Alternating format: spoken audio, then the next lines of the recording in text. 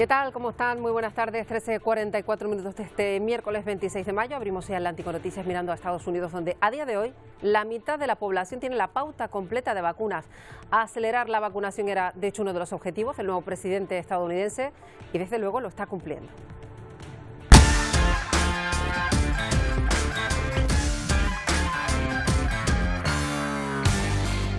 Cuando Donald Trump dejó el cargo se había llegado a un 1% de vacunación. De hecho, la vacunación masiva es la clave para salir de esta situación de pandemia, aunque la desigualdad se hace más evidente cuando vemos datos como este estadounidense en comparación, por ejemplo, con el de Brasil.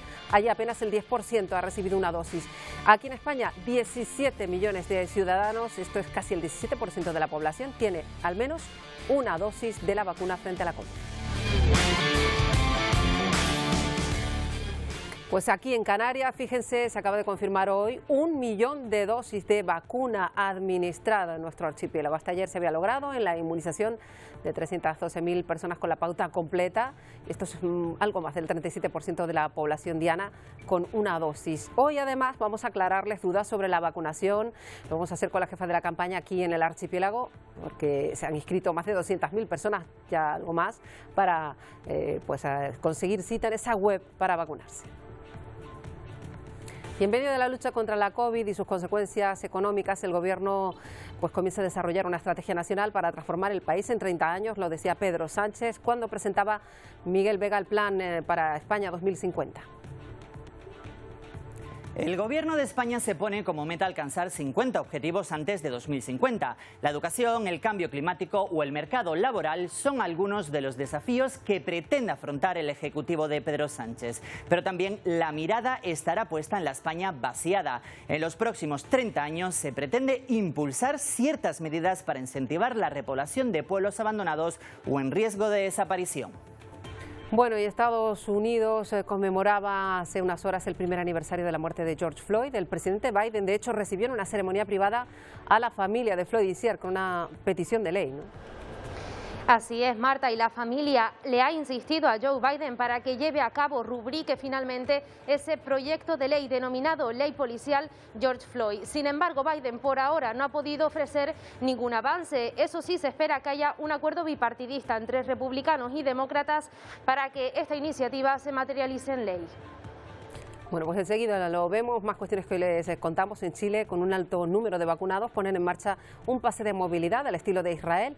Los ciudadanos que estén inmunizados contra la COVID van a poder moverse libremente por todo el territorio nacional chileno. Estaría controlado por un código QR que puede consultarse incluso desde el móvil y en el que se van actualizando los datos sanitarios. Eso en Chile, pero muy cerca, en Argentina, están mucho peor las cosas. Hay enfrentamientos, fíjense, entre manifestantes y policía, detenciones y todo pues a lo largo y ancho del país. La gente está protestando ante las restricciones estrictas sanitarias. Y pese a los intentos de diálogo, la violencia por el descontento social en Colombia continúa.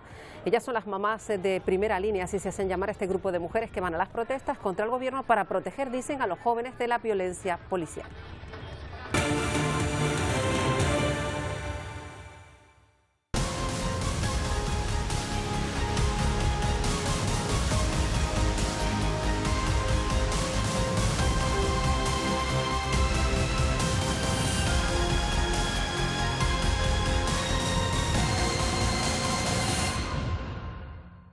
Bueno, vamos a comenzar ya con ese dato estadounidense que llama tanto la atención. Se ha alcanzado la vacunación completa del 50% de su población adulta y continúan además descendiendo el número de contagios y de muertes diarias. En total, en ese país han llegado a fallecer casi 600.000 personas desde que comenzó todo el año pasado.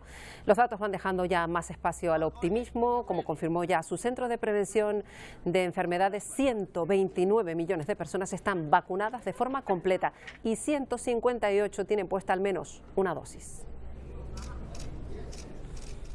Y por su parte, la Unión Europea espera haber recibido más de 1.000 millones de dosis de vacunas para finales de septiembre de 4 farmacéuticas, lo dice un documento presentado a los líderes de la Unión Europea.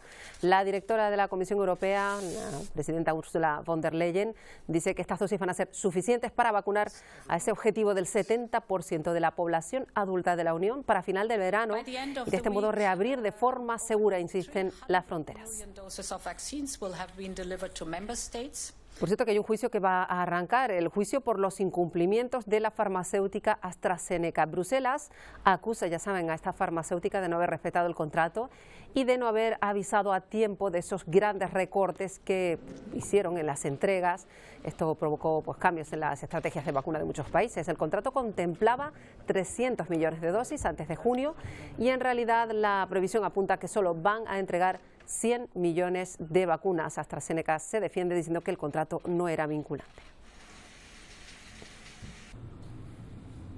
Y otra farmacéutica, Moderna, ha dicho que su fórmula de vacuna contra la COVID es efectiva en niños, en jóvenes de entre 12 y 17 años. Según la compañía, no ha registrado ningún problema de seguridad en sus ensayos clínicos. La población juvenil en Estados Unidos podrá contar con otra arma contra el COVID-19 tras el anuncio de la farmacéutica Moderna sobre la efectividad alcanzada por su vacuna en personas entre 12 y 17 años de edad. Otro paso adelante en la campaña nacional de inmunización. Sabiendo hoy en día que más del 22% de los nuevos casos son en niños y en jóvenes, y ya son casi el total del 14% de todos los casos de Estados Unidos del COVID-19 estando siendo en pacientes pediátricos. La revisión de esta vacuna será similar al escrutinio al que fue sometida la fórmula de Pfizer-BioNTech, cuya aprobación se indicó para preadolescentes y adolescentes entre 12 y 15 años de edad el pasado 10 de mayo. Lo que hemos visto es que los niños, gracias a Dios, la mortalidad es casi nada. Pero estamos viendo también este síndrome multiorgánico inflamatorio que le está pegando a los niños después de 2 semanas de haber tenido COVID-19. Y prácticamente el 50% de ellos no tenían ningún tipo de problema crónico antes. Entonces van al hospital y pueden tener problemas de corazón, de cerebro y otras cosas más. Entonces tenemos que tener mucho cuidado con la enfermedad. Moderna realizó pruebas en más de 3.700 jóvenes, arrojando una efectividad de 94.1%. 2 semanas después de la inmunización, los expertos no registraron muestras de COVID en los vacunados. Sin embargo, la empresa informó sobre la aparición de efectos alternos en la segunda dosis, entre ellos fatiga, escalofríos y dolores genéricos. Se espera que la vacuna sea aprobada cuanto antes por las autoridades de salud para que esta parte de la población se reincorpore a las venideras actividades como campamentos de verano y posteriormente a las clases presenciales en las aulas. Bueno, en Venezuela preocupa el ritmo lento de la vacunación, a pesar de que Nicolás Maduro ha dicho que ya habían llegado al país 1.300.000 dosis. Hay un grupo de estudiantes que han salido a la calle en Maracaibo para pedir un plan de vacunación masiva porque aumentan los casos, dicen, en la segunda ciudad más poblada del país.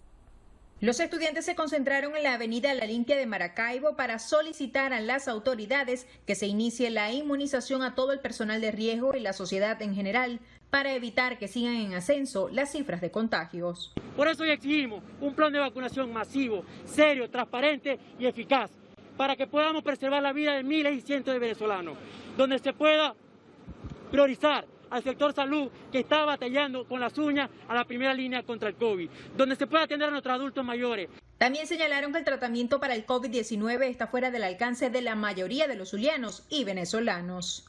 Cada día son más las campañas por las redes sociales de venezolanos que no tienen cómo cubrir los gastos médicos para cubrir el tratamiento que amerita. Y vemos cómo cada día son más los padres que están desesperanzados a causa de que el trabajo que hoy tienen no les alcanzan su salario para pagar este tratamiento del COVID. Manifestaron que del plan de vacunación también depende que las universidades del país puedan reanudar sus actividades. Bueno, de Venezuela miramos a lo que ocurre en Argentina. Ahí ven, con enfrentamientos entre manifestantes y policías, se produjeron varias detenciones, así acabaron concentraciones a lo largo y ancho del país. Esto es Rosario, y ahí estaban protestando ante las duras restricciones sanitarias. Hay casos de récord de contagios ya en ese país, más de 3,5 millones de casos positivos. El cierre de colegios, de comercios no esenciales y la prohibición de eventos sociales, religiosos y deportivos son las medidas duras tomadas para evitar una segunda ola en Argentina. Precisamente a Argentina van a enviar desde México lotes de AstraZeneca producidas por ambos países 9 meses después de haber lanzado ese proyecto conjunto para distribuir 150 millones de dosis a Latinoamérica. Va a ser este fin de semana, de hecho, cuando comience el reparto. Los gobiernos de ambas naciones anunciaron en agosto un acuerdo para fabricar conjuntamente ese suero de la farmacéutica británica con el apoyo de la fundación del magnate mexicano Carlos Slim. El objetivo, comenzar a producir la vacuna en el primer trimestre de 2021. Y en Chile van mejor las cosas, dan de hecho un paso más en sus normas sanitarias. Desde esta misma semana ya los ciudadanos inmunizados pueden moverse libremente por el territorio nacional con un nuevo pase de movilidad, así lo han llamado, controlado por un QR que pueden consultar del móvil y pueden ver cómo se van actualizando los datos sanitarios. Eso sí, hay límites, no podrán viajar durante los toques de queda vigente desde marzo del año pasado, por cierto, y deberán respetar límites de aforo en reuniones sociales y laborales. Bueno, muchos asuntos que comentar. Hoy de nuevo damos la bienvenida a Daniel López Acuña, epidemiólogo, exdirector de gestión sanitaria en situaciones de crisis de la Organización Mundial de la Salud. Daniel López Acuña, bienvenido un día más.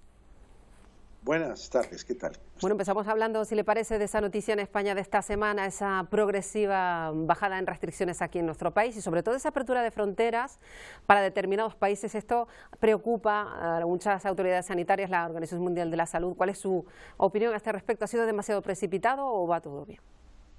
Yo considero que esta apertura irrestricta, especialmente al turismo británico, ha sido precipitada, que esta prisa que está teniendo la Unión Europea en su conjunto, y España incluido, en acelerar el restablecimiento de los flujos turísticos, que puede ser comprensible desde el punto de vista de querer recuperar ese sector de la economía, pero que tiene que ser hecho con seguridad y garantía sanitaria.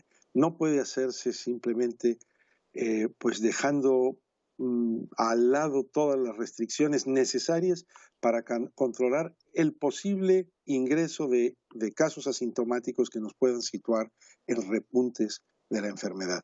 Veámoslo como en el caso del Reino Unido, pues España abre sin restricciones sus fronteras, sin exigir una PCR o un certificado de vacunación, y en cambio el Reino Unido mantiene a las personas que vienen a España dentro del semáforo en color ámbar, lo cual implica que tienen que volver y hacer una cuarentena y estar entonces sujetos a posteriori a una restricción que evidentemente va a desalentar los flujos turísticos.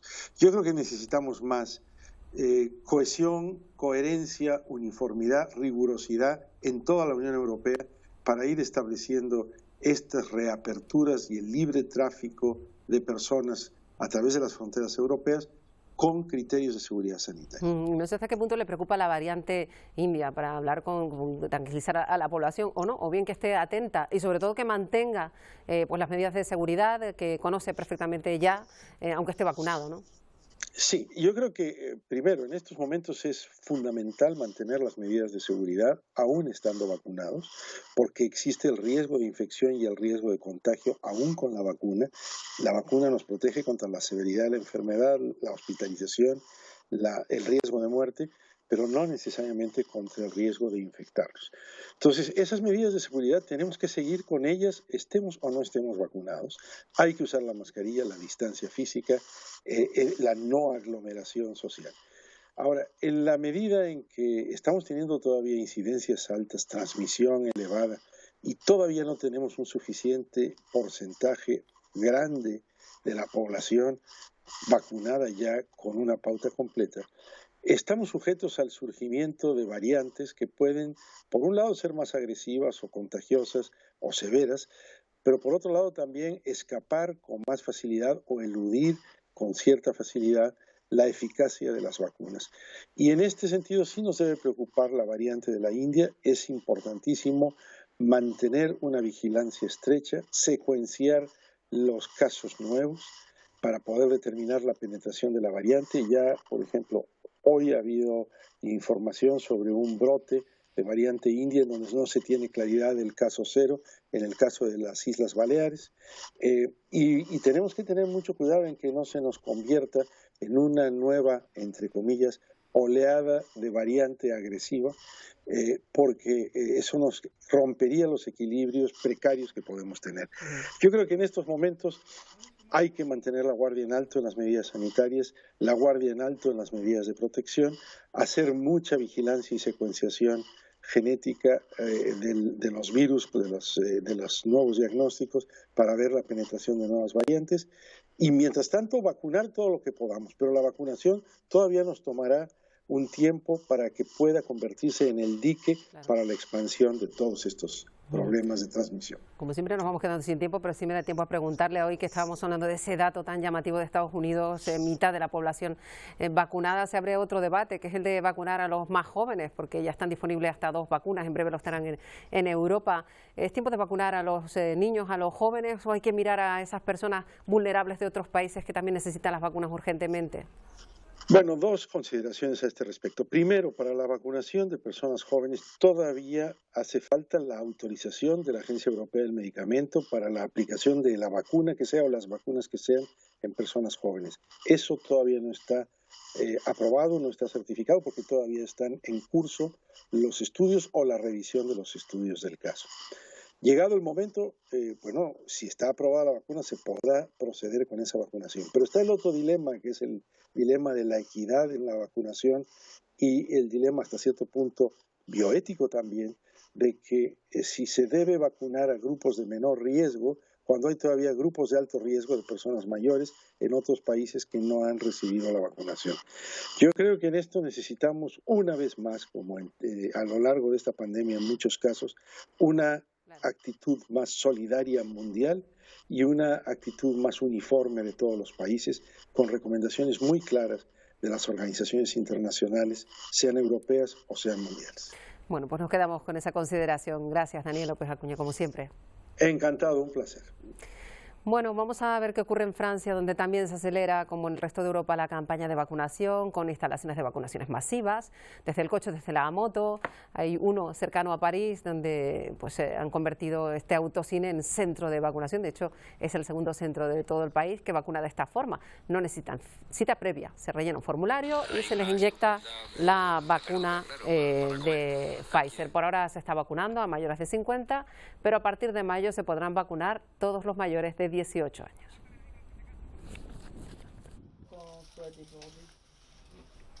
La situación del virus en la India pues sigue siendo alarmante en las zonas rurales. Esta segunda ola está siendo aún más dura. La escasez de suministro médico empeora el día a día de los pacientes en estas zonas, que van en aumento cada día. En la primera ola tan solo se contó con un solo caso en esa localidad este del país y ahora se ha multiplicado por 20. Y además la inexistencia de hospitales en las zonas rurales precisamente hace que los pacientes tengan que recorrer cientos de kilómetros para recibir el tratamiento. Bueno, Canarias podría pasar a la lista verde, fíjense, del semáforo COVID en las próximas horas de Reino Unido, porque la prensa británica así ya lo va indicando. Dice que el gobierno de Boris Johnson podría tener previsto diferenciar a Canarias de los territorios continentales. Estamos pendientes de este cambio, que sería vital para muchos municipios canarios que apenas están sobreviviendo sin turistas de Reino Unido. Los datos de la vacunación aquí en Canarias también son buenos, casi 1 millón de dosis de la vacuna, bueno, 1 millón, porque ya se ha confirmado hoy que se ha llegado a esa cifra, se han inoculado aquí en Canarias. Se ha logrado inmunizar 312.000 personas con la pauta completa. Los grupos de edad más jóvenes, que tienen, por ende, todos hemos pasado por esa edad, más contactos, pues hace que se transmita más rápido, aunque la presión al sistema sanitario sea menor. Es importante seguir manteniéndolo, es importante no bajar la guardia. Pues el mensaje, sobre todo a los más jóvenes, hay que mantener la guardia alta. Vamos a ver también cómo vamos aquí en Canarias en cuanto a la vacunación, así que damos la bienvenida de nuevo a Begoña Reyero, enfermera jefa de la campaña de vacunación aquí en el archipiélago. Bienvenida, Begoña Reyero. Buenos días. Bueno, por lo pronto ganas de vacunarse había, y eso sí tenemos en cuenta la cantidad de gente, más de 200.000 personas, no sé cuál es el dato exacto ahora, que se apuntaron en esa famosa página, ¿no? Sí, normalmente han sido unas cifras estimadas más o menos unas 200.000 por aproximar la cifra y redondearla. Y bien, sí, nos da nos dan una información de que efectivamente hay muchísima gente que tiene ganas de vacunarse, con lo cual eso es de felicitar por un lado y de agradecer y bueno, nos va ayudando también a ese proceso de citación que también es importante para ir progresando con la logística de esta vacunación de COVID. Precisamente de eso le quería preguntar, porque claro, optaron por esta opción, valga la redundancia, de que la gente se apuntara para ustedes, pues trazar mejor la estrategia y para planificar, incluso para las propias personas, saber qué día les toca vacunarse, ¿no? Sí, a ver, ha servido también para incluso actualizar datos, porque ya, de hecho, la gente tiene que poner unos poquitos datos, que son nombre y apellido, el DNI y el número de teléfono, con lo cual SMS, ese sistema de citación va directamente a ese teléfono que ahora mismo está habilitado y está actualizado, con lo cual para nosotros es fundamental, porque así no mandamos luego mensajes a números a lo mejor que ya no están actualizados. Nos dan efectivamente un porcentaje también de gente que quiere vacunarse, bueno, nos da una información y efectivamente, y luego hay un proceso importante que también es la citación. Nos ayuda a llenar esas agendas para que por distintas vías, a través del teléfono, a través de cita previa, a través de todas las estrategias que estamos habilitando, pues podamos llenar esas agendas para vacunar, porque las vacunas al final la eficacia está en administrarlas. Claro, no y la cuestión, Begoña Reyero, ahora es que hay 200.000 personas o más esperando a que se les llegue el SMS. Algunos lo hicieron antes de ayer, otros ayer. ¿Cuándo comenzarán a llegar esas citaciones? Ya de hecho se han empezado a mandar un lote hace poquito que he hecho yo un poquito de revisión con la gente que está llevando esto y ahora mismo se han procedido a un bloque de 8.000, esta tarde se procederá a otro bloque casi de 38.000 y así progresivamente para ir cumpliendo ese plazo de 48 horas ir mandando esos SMS. Así que en breve, y algunos ya tendrán ese mensaje en su teléfono, con lo cual yo creo que bueno, pues seguramente sea un motivo de sonreír y ya de tener su cita programada. Efectivamente, se dará la primera cita y luego pues se podrá uno organizar, ahora que estamos pues antes del verano casi, cuándo será la segunda, porque se cumplirán los plazos entre una y otra, ¿no?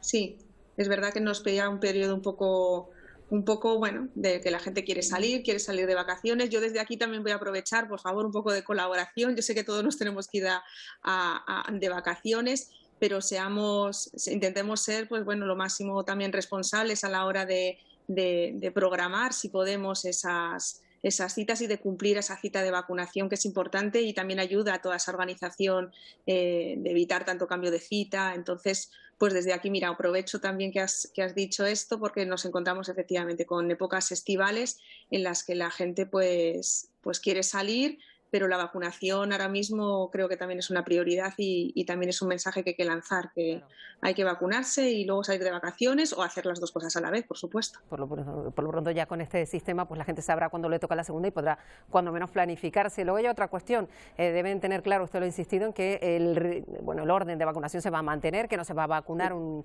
chico de 18 antes que a una persona de 45, por ejemplo. Por supuesto, el algoritmo está creado precisamente bueno, es un algoritmo inteligente, ¿no? Como yo le llamo, con lo cual se ha organizado, se ha creado con esa contemplando, por supuesto, que se cumpla, pero vamos, impecablemente lo que es el orden de edad, fundamentalmente, porque al final es lo que nos va a marcar a partir de ahora el grupo etario, que es lo que nosotros llamamos los grupos de edades, es lo que va a marcar y siempre, efectivamente, el joven será el último en este caso en ser vacunado. Ahora mismo la estrategia marca hasta 16 años, que son las vacunas ahora mismo que están autorizadas y, bueno, se autorizan y próximamente a lo mejor se autoriza, como se habla, de vacunación entre 12 y 16, pero siempre cumpliendo esas edades. Por supuesto que alguien que esté y que vaya a ese formulario y tenga 20 años, pues ese algoritmo le va a programar probablemente una cita para finales de julio, porque es la estimación que se ha hecho con capacidades, con vacuna y bueno, con una serie de factores para dar ese resultado. Bueno, pues estaremos pendientes que todo el mundo mire pues ya sus móviles, porque a partir de ahora, bueno, pues a lo mejor ya han recibido incluso ya esa cita para vacunarse. Begoña Reyero, que vaya todo muy bien. Muchísimas gracias. Buenas tardes. Bueno, pues ya saben, ya están enviando los primeros mensajes para que puedan probar si ya tienen la cita. Vamos ahora con otras cuestiones, porque hoy en el Congreso de nuevo se han vuelto a evidenciar esas grandes discrepancias que hay entre la oposición y el Gobierno. Silvia Mascareño, sobre todo por esos indultos del procés catalán, ¿verdad? Sí, tal como se esperaba, el protagonismo en la sesión de control de hoy ha sido para los indultos. El presidente del Gobierno, Pedro Sánchez, defiende esa medida de gracia, cree que es una manera de apostar por la concordia y además asegura que el Ejecutivo tomará una decisión en conciencia, pero enfrente del Partido Popular, Pablo Casado, los rechaza de plano. Dice que es solo un mecanismo de Sánchez para aferrarse al Palacio de la Moncloa y además anuncia que recurrirá la decisión ante el Tribunal Supremo, aunque el Supremo, horas después de esa sesión de control, ya se pronunciaba en un informe preceptivo pero no vinculante.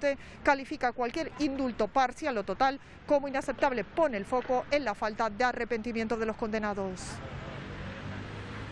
Tras estas declaraciones de ayer de Pedro Sánchez, que la decisión que tome va a tener muy presente valores constitucionales como la concordia, el diálogo, el entendimiento, la superación de una crisis que desgarró no solamente la sociedad catalana, sino al conjunto de la sociedad española. La oposición llegaba hoy al Congreso y pedía explicaciones al presidente del Gobierno. Asegura que Sánchez ha traicionado a los españoles. Quiere indultar a los que han atacado las leyes, han reventado la concordia y han dinamitado la convivencia.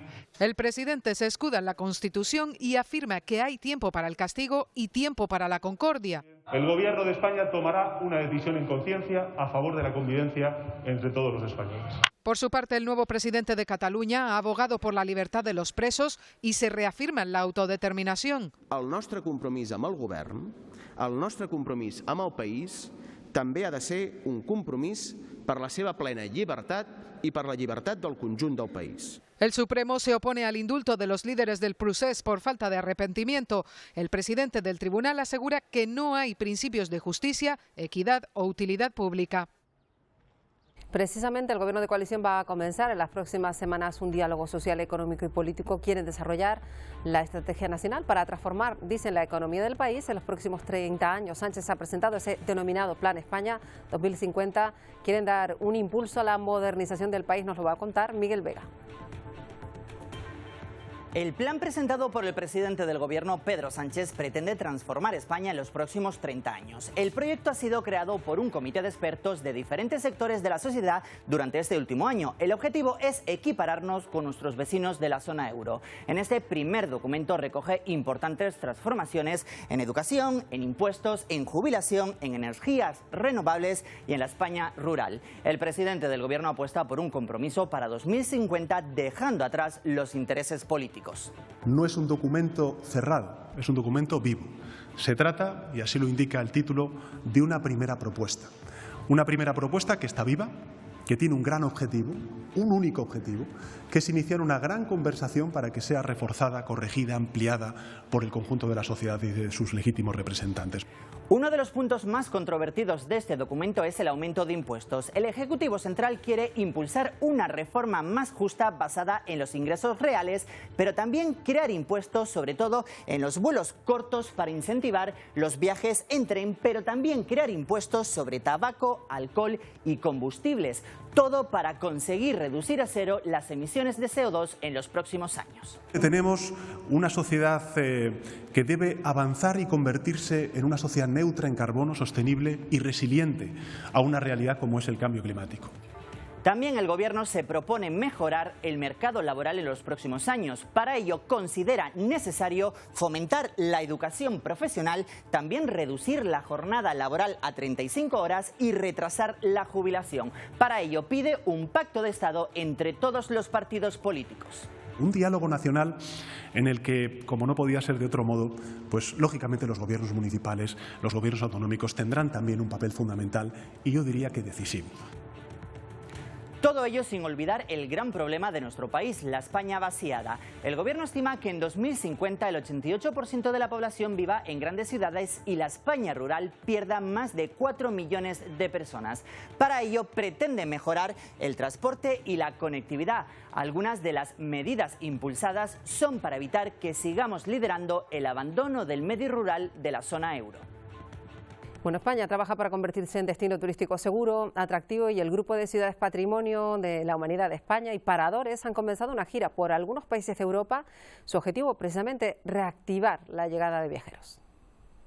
Las ciudades españolas Patrimonio de la Humanidad inician en París su gira internacional para reactivar la llegada de viajeros a partir del 1 de julio. La ministra de Industria, Comercio y Turismo, Reyes Maroto, explica la relación con el país vecino. Es en este segmento de turismo cultural, generador de riqueza, de bienestar para cada una de nuestras 15 ciudades, donde las ciudades patrimonio son un referente nacional e internacional por ofrecer un producto diferenciado y además porque nos hace situarnos como una potencia turística internacional. El presidente de este grupo de localidades y alcalde de Mérida, Antonio Rodríguez Osuna, indicó durante el evento, al que acudió junto a su nuevo aliado Paradores de Turismo, que al público francés le gusta la historia y la gastronomía y, por tanto, agradece una oferta en esta dirección. Es un turista, además, que busca la excelencia y la calidad, la gastronomía, la cultura, el turismo, los espacios abiertos, y nuestras ciudades son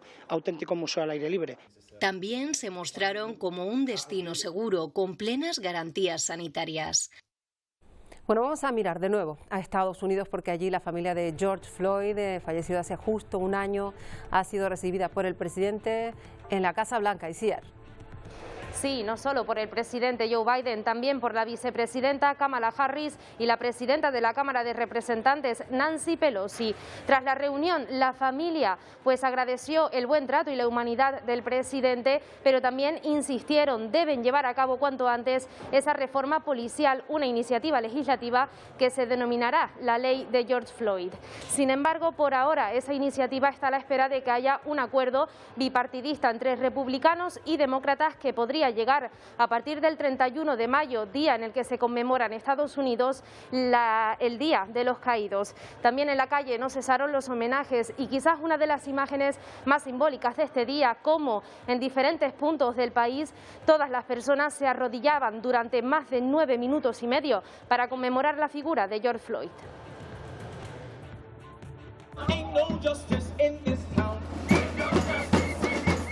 No hay justicia en esta ciudad fue una de las denuncias que iniciaban los homenajes a George Floyd en el primer aniversario de su muerte a manos del exagente de policía Derek Chauvin. Conmoción frente a la tienda donde falleció. La calle es ahora un templo donde venerarle. 9 minutos y medio de rodillas, también en Nueva York, no solo para recordar el momento de su muerte, cuando el policía con la rodilla sobre el cuello durante ese lapso de tiempo no le deja respirar. Se reclama además una reforma policial. Su familia se reunía este martes en la Casa Blanca con Joe Biden, precisamente para discutir el proyecto de ley que llevará el nombre de Floyd. Nos reunimos con el presidente y la vicepresidenta y fue solo para recordar lo que pasó a mi hermano, porque este era su día, el día en el que lo asesinaron. Y mientras Biden espera que ese acuerdo llegue en torno al 31 de mayo, el Día de los Caídos. Si puede hacer leyes federales para proteger a un pájaro, que es el águila calva, puede hacer leyes federales para proteger a las personas de color. Los familiares de Floyd piden más celeridad para proteger a una comunidad que continúa pidiendo más justicia racial. Bueno, y justo mientras se realizaba una conexión en directo en el lugar donde asesinaron a George Floyd en Minneapolis, sucedía esto que van a ver. Pues el periodista no se percata al principio, pero lo que suenan son disparos que procedían de un vehículo que luego huyó del lugar. La gente que pasaba para rendir homenaje a Floyd acabó escondiéndose, incluido el periodista, como han visto, que dejó su puesto. Por cierto, estos disparos provocaron varios heridos, entre ellos personas de los medios de comunicación que se habían concentrado allí para trabajar.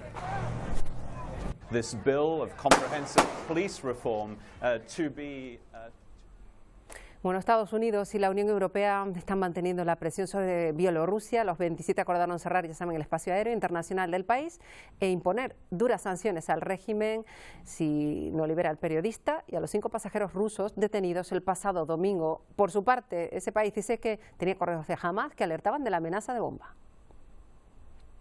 Es el espacio aéreo de Bielorrusia en las últimas 24 horas, primeras consecuencias del bloqueo internacional tras el arresto de Protasevich. Son las últimas imágenes del periodista antes de entrar en prisión. Según la posición del gobierno, Protasevich es rehén del Estado y sufre torturas. Lo están tratando legalmente, pero está claramente golpeado y bajo presión. No hay duda que puede ser torturado. Con el periodista fueron detenidos 5 rusos. Una de ellas, una estudiante, ha publicado un vídeo en el que reconoce que es la autora de las publicaciones de la plataforma contraria al régimen. Además, en las últimas horas, varios medios de comunicación han alertado de las amenazas que reciben por publicar informaciones contrarias al gobierno de Lukashenko.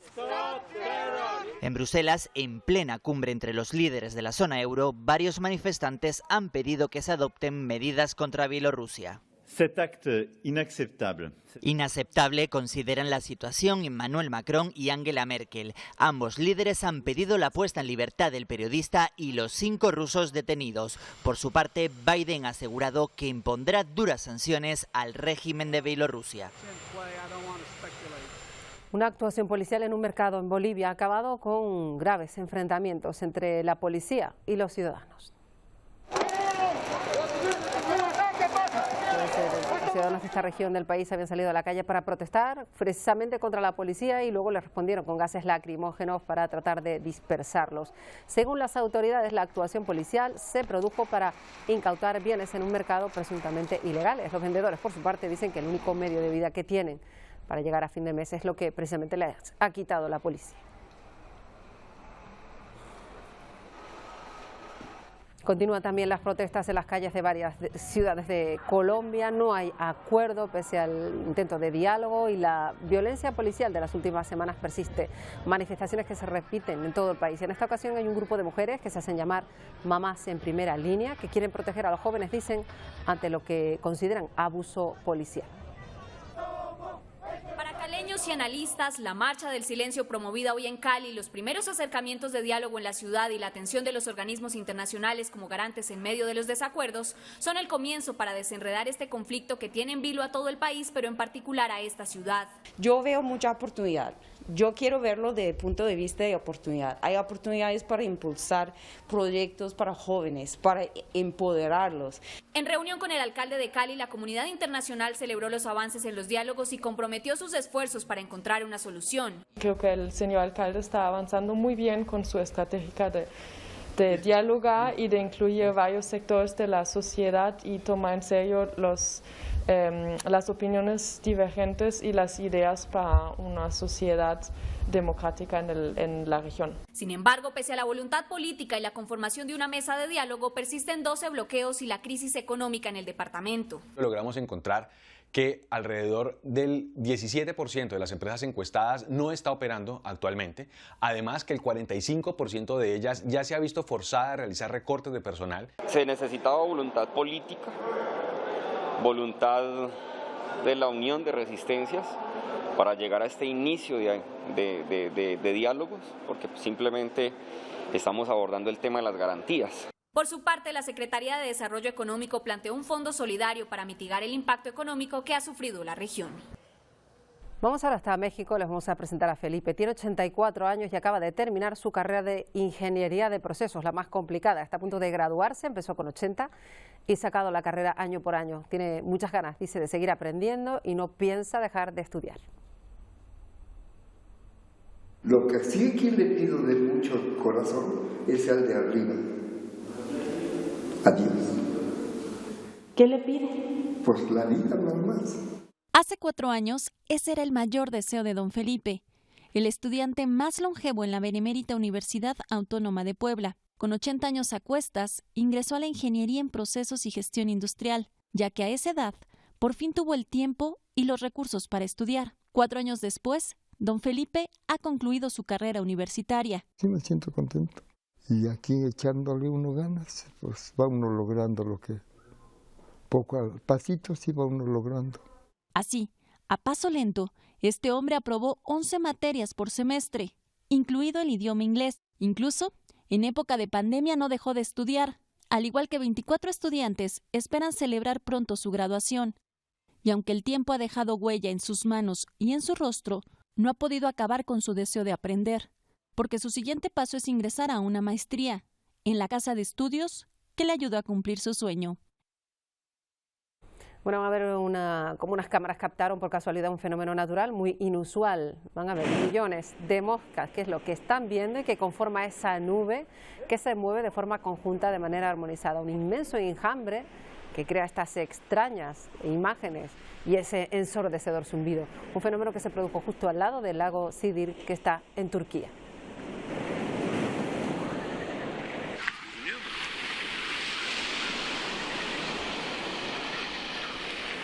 Bueno, durante estos días, algunos afortunados que miren al cielo, en Europa, en algunos puntos van a poder disfrutar de la llamada luna de flores. Bueno, así han podido disfrutar desde Grecia, el castillo y el templo de Apolo, la antigua ciudad de Corintio, han quedado iluminados por la superluna, que en esta ocasión pues la han denominado así, luna de flores. La segunda del año se va a poder ver con este esplendor durante 3 días. El fenómeno se produce porque estos días el satélite está más cercano a la Tierra. El espectáculo coincide además con un eclipse lunar que puede ser visto en algunas regiones de la Tierra.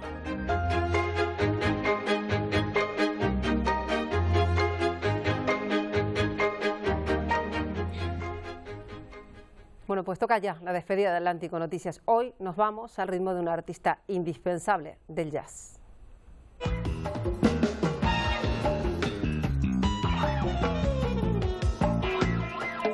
Que hoy hace 95 años que nació Miles Davis y por eso queremos recordar a este artista prolífico. Marcó la historia del jazz, desde luego revolucionó este estilo a lo largo de las décadas con el sonido inconfundible de su trompeta. Con Miles Davis nos vamos hoy. En apenas unos minutos tiene con ustedes Isabel Baeza, Paco Luis Quintana y Telenoticias Primera Edición. Les esperamos mañana. Adiós.